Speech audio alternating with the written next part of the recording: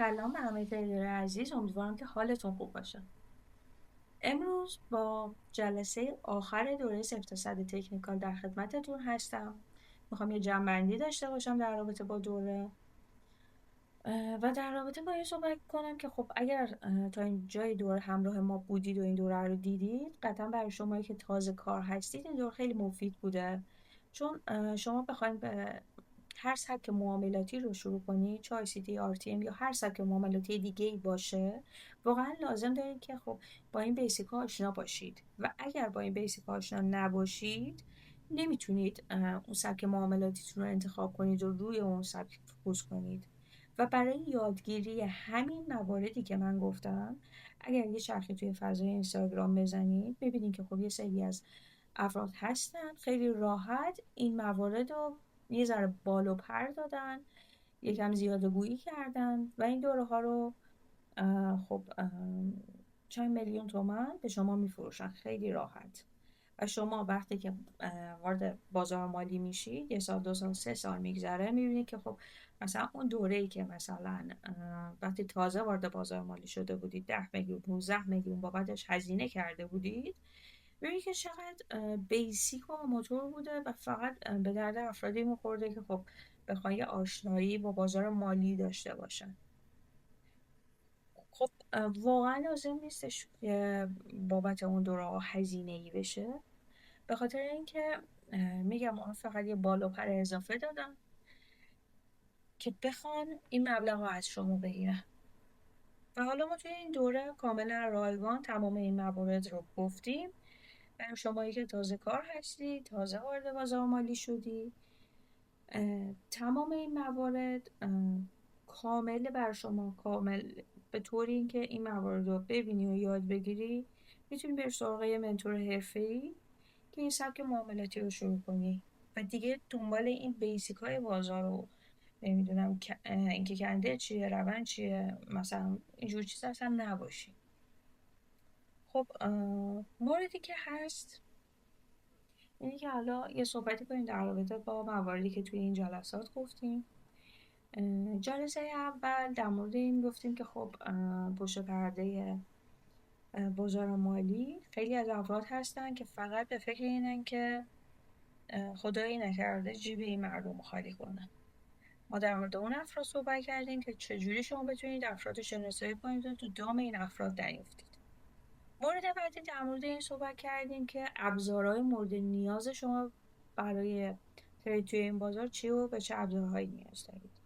مورد بعدی در مورد کندلا صحبت کردیم، گفتیم که اصلا لازم نیستش که شما مثلا 10 تا اسم حفظ کنید برای کندل ها. همین که شما قدرت کندل ها رو، اینکه سلرن بایرن تشخیص بدید کاملا کافیه و روی اینکه بتونید قدرت رو شناسایی کنید تمرین کنید. مورد بعدی در مورد روندها صحبت کردیم، روندهای صعودی، نزولی، ساید وی. مورد بعد در مورد اندیکاتورها گفتیم.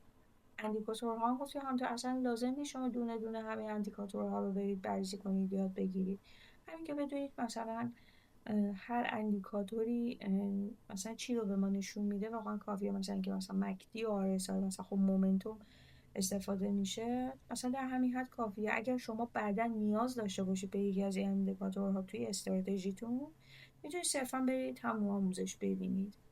و اگر میگم دوره‌ای تهیه میکنه که میاد برای هر اندیکاتوری جلسه جداگانه آموزش میذاره، واقعا فقط به این دلیله که بخواد یه هزینه اضافه از شما بگیره.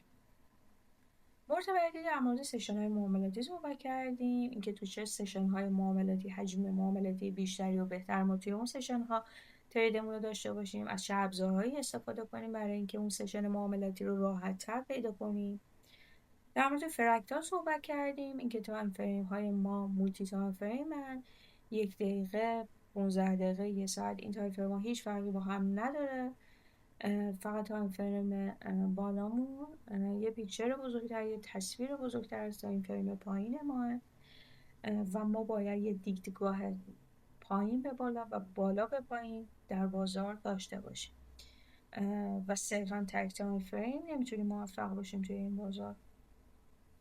مورد بعد در مورد نحوه پوزیشن گیری صحبت کردیم، اینکه شما چجوری سل و بای داشته باشید توی مارکت، یعنی که از لیمیت و استاپ استفاده کنید. مورد بعدی در مورد مدیریت سرمایه صحبت کردیم که یه مورد خیلی خیلی خیلی مهم در بازار مالی و در مسیر تریدر شدن شما هست و اگر نتونید به مدیریت سرمایه پایبند بمونید، من با اطمینان و یقین اینو میگم که موفق نخواهید شد در بازار مالی.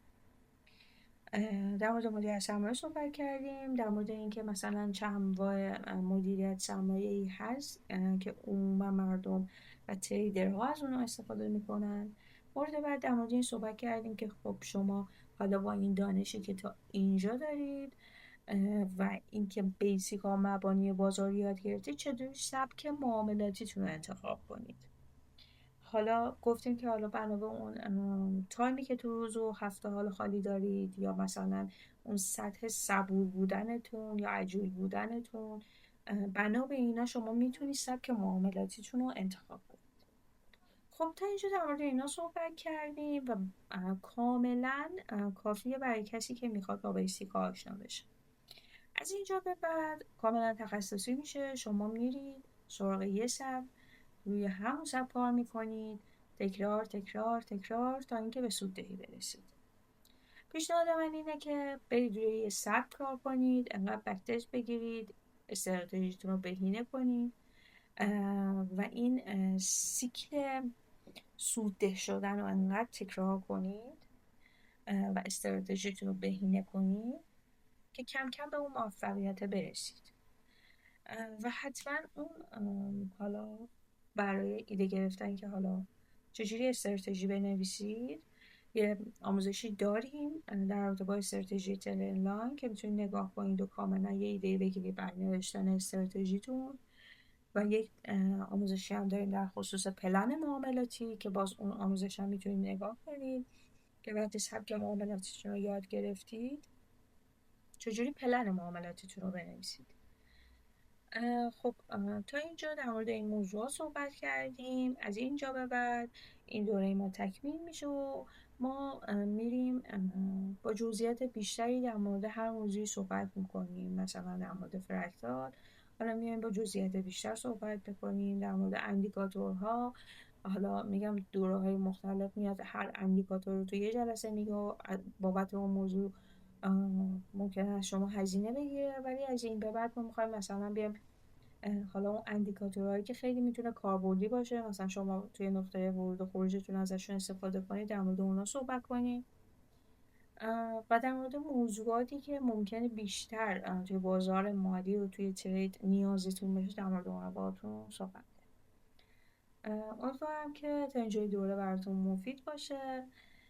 اگر سوالی دارید، نظری دارید، حتما با همون در میون بذارید، خوشحال میشیم اگر نظراتتون رو بدونیم. مرسی که همراهمون بودید، انشالله که موفق باشید. خدا نگهدار.